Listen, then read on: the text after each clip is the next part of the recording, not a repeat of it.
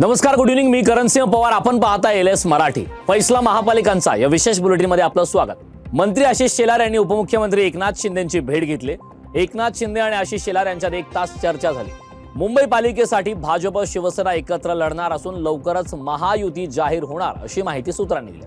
पनवेल महानगरपालिकेच्या आगामी निवडणुकांच्या पार्श्वभूमीवर महाविकास आघाडीकडून बैठकांचं सत्र सुरू आहे. विशेष म्हणजे या बैठकांमध्ये मनसेचा सुद्धा सहभाग आहे. यामुळे पनवेलमध्ये महायुतीसमोर महाविकास आघाडीची वज्रमूठ तयार झाल्याचं चित्र दिसून येत आहे.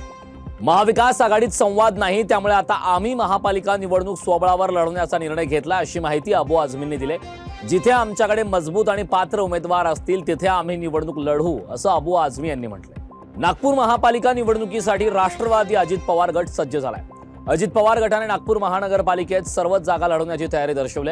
सन्मानजनक जागा मिळाल्यास महायुती करू, अन्यथा स्वबळाची तयारी असल्याची माहिती शहराध्यक्ष अनिल अहिरकर यांनी दिली. महसूल मंत्री चंद्रशेखर बावनकुळे जालना शहराच्या दौऱ्यावर आहेत. जालन्यात आजपासून 3 दिवस भाजपच्या इच्छुक उमेदवारांच्या मुलाखती घेतल्या जाणार आहेत. छत्रपती संभाजीनगर महापालिकेसाठी इच्छुकांनी राष्ट्रवादी अजित पवार गट यांच्या विभागीय कार्यालयात मोठी गर्दी केली. पदाधिकारी अभिजित देशमुख यांच्या उपस्थितीत इच्छुकांच्या मुलाखती पार पडल्या. कोल्हापुरात शिवसेना कार्यालयात मुलाखतींना सुरुवात झाली. इच्छुक उमेदवारांच्या शिवसेना कार्यालयात रांगा लागल्या असून प्रत्येक वॉर्डमध्ये किमान 10 ते 15 उमेदवार इच्छुक पाहायला मिळत आहेत. अंबरनाथ शहरातील ग्रीन सिटी परिसरातील प्रभाग क्रमांक 29 मध्ये EVM मशीन आणणाऱ्या कर्मचाऱ्याकडे बोगस ओळखपत्र आढळल्याची धक्कादायक घटना समोर आली. या प्रकारामुळे निवडणूक प्रक्रियेच्या पारदर्शकतेवर प्रश्नचिन्ह उपस्थित झालेत. कर्मचाऱ्यांकडे सादर करण्यात आलेले ओळखपत्र संशयास्पद असल्याचं निदर्शनास आल्यानंतर या घटनेची माहिती तत्काळ निवडणूक अधिकाऱ्यांना देण्यात आली. या प्रकरणावर संबंधित उमेदवारांनी तीव्र आक्षेप नोंदवत चौकशीची मागणी केली. वाशिममध्ये भाजपचे उमेदवार वानखडे आणि उबाठाचे प्रवीण निढोळे यांच्यात झालेल्या वादानंतर भाजप आणि ठाकरेंच्या शिवसेनेचे कार्यकर्ते आमने सामने आलेत. संतप्त झालेल्या दोन्ही कार्यकर्त्यांनी चांगलीच राडा केलाय. संतप्त झालेल्या दोन्ही कार्यकर्त्यांनी चांगलाच राडा केलाय. पोलिसांनी दोन्ही कार्यकर्त्यांना वेगवेगळ्या ठिकाणी नेल्यानंतर वातावरण शांत झालं. मात्र अजूनही या मतदान केंद्रावर तणावपूर्ण शांतता आहे. कोल्हापूरच्या गडिंग्लजमधील प्रभाग क्रमांक 3 साठी मतदान पार पडलं. मतदानादरम्यान उमेदवार प्रतिनिधी आत जाण्यावरून काही काळ गोंधळ निर्माण झाला. पोलिसांनी हस्तक्षेप करत जमावाला पांगवलं.